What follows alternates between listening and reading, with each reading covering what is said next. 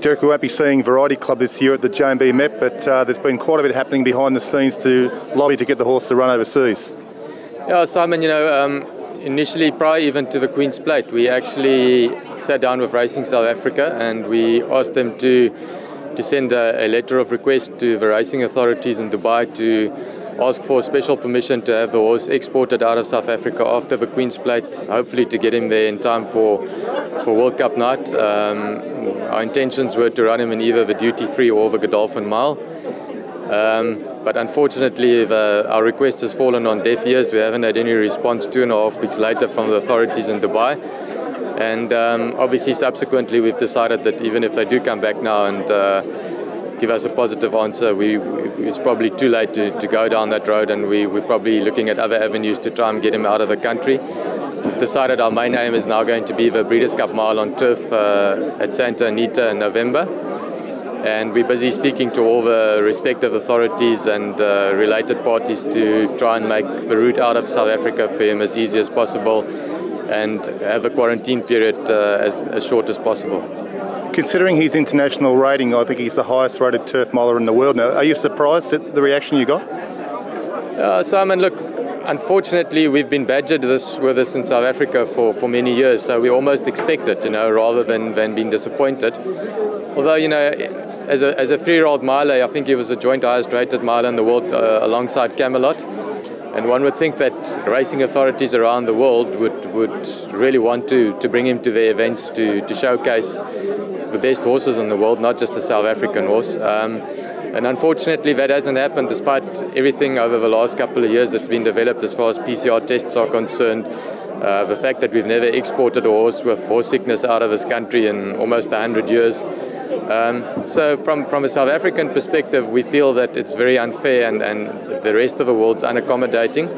From their side, I understand that obviously they don't want to have issues with diseases coming into their country. But I think the science is there today in order to definitively point out whether a horse is either positive or negative for African horse sickness. And if the science is applied properly and, then horses should have no reason not to be exported from any country in the world with that science and pose a risk to the country of importation. I think it's probably unfortunate for the rest of the world too that they don't get to see such a great champion in Variety Club. Yeah, look, he is a great champion. I mean, he's a South African champion, so we're obviously biased as far as that's concerned. But I've spoken to people like Kip Elser that are out here from the US. I've spoken to some of the English trainers that are out here for the sales this week. And in all their opinions, they've seen this horse race, and they're all of the opinion that this horse is world class and that he would hold his own anywhere in the world, barring accidents, and things going wrong and staying sound. So, it is a little bit demoralizing for us from that perspective, knowing that they think he's that good and that we can't get him out. But we are now making plans to get him out, and hopefully when we get to Santa Anita in November, we'd be able to prove to the world that we weren't just crying foul, but we actually have the horse to go and show what South Africa is all about. Looking at the plan now for Santa Anita, how will that come to fruition? Well, obviously it wouldn't be ideal circumstances to take him there with the training facilities. Yeah, look, you'll have to do at this stage, if we follow protocol, you'll have to do 60 days quarantine in New York, which is locked down. And any horseman will tell you that they'll try and avoid that at all costs. I know that the guys from the Breeders' Cup are lobbying the USDA to try and reduce that period, taking the existing or the new science into consideration. Hopefully they can reduce it to 14 days, in which case it will make it a lot easier for us. And then once we've got him there, we'll consider as to whether it's the right thing to go straight to Santa Anita and train out of Santa Anita, or possibly staying in New York, or maybe, we've discussed Maryland as an option. We're looking for a softer track. We don't want to race him a lot on the firmer tracks and get him there and at sort of off his peak. We're going to plan it very carefully.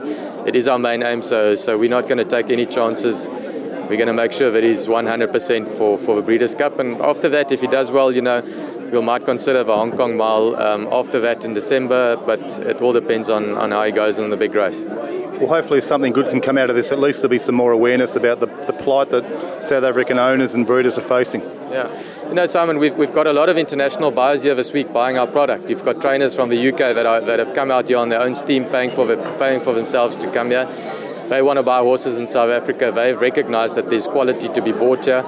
And I'm sure when those horses do well here, they'd like to take them over to England or Hong Kong or Singapore or whatever the case may be, and go and race those horses there and compete on a level playing field with the rest of the world. And hopefully the worldwide authorities can now actually sit down and sort this thing out and open up the borders and allow us to compete.